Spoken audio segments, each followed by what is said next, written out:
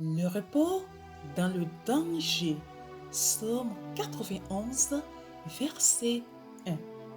Celui qui demeure sous l'abri du Très-Haut repose à l'ombre du Dieu Tout-Puissant.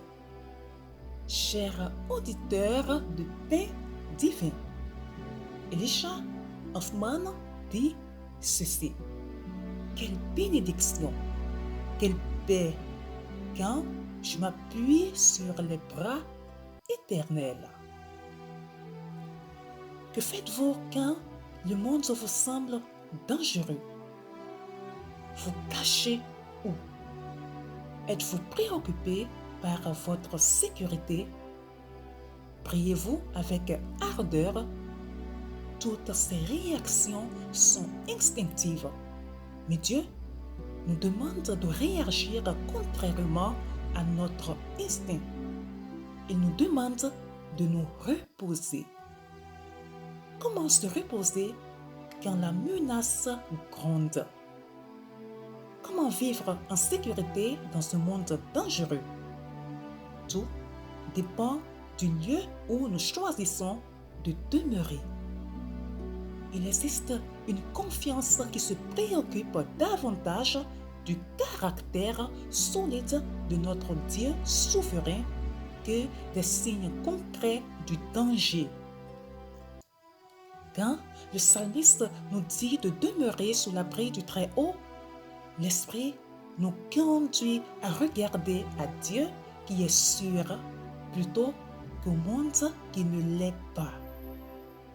Il nous appelle à nous baser sur la fiabilité divine plutôt que d'écouter les annonces inquiétantes d'une catastrophe imminente.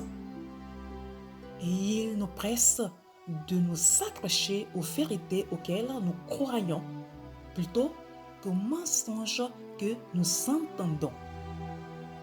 Cette faculté de nous focaliser sur le caractère du Tout-Puissant fait de nous des citoyens du royaume de Dieu, ceux qui connaissent la solidité des murs de sa maison.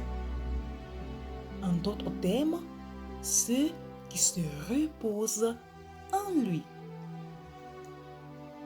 L'âme agitée regarde le monde troublé et en est troublée.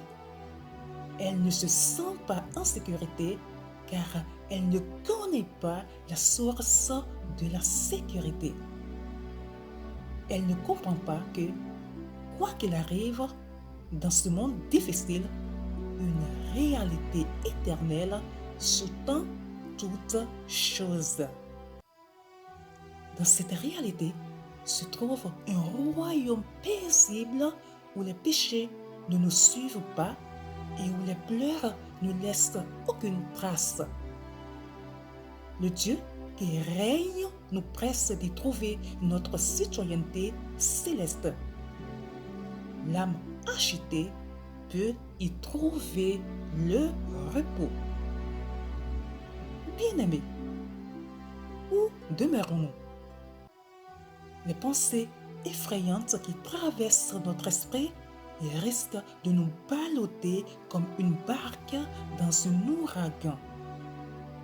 Dieu nous propose de nous ancrer en lui, c'est-à-dire d'apporter notre espoir, nos peurs, nos péchés, notre foi et nos faiblesses et de les placer sous son abri. Son abri est notre refuge car rien de néfaste ne peut y pénétrer. Aucune guerre, maladie, débâcle financière, relations brisées, rien.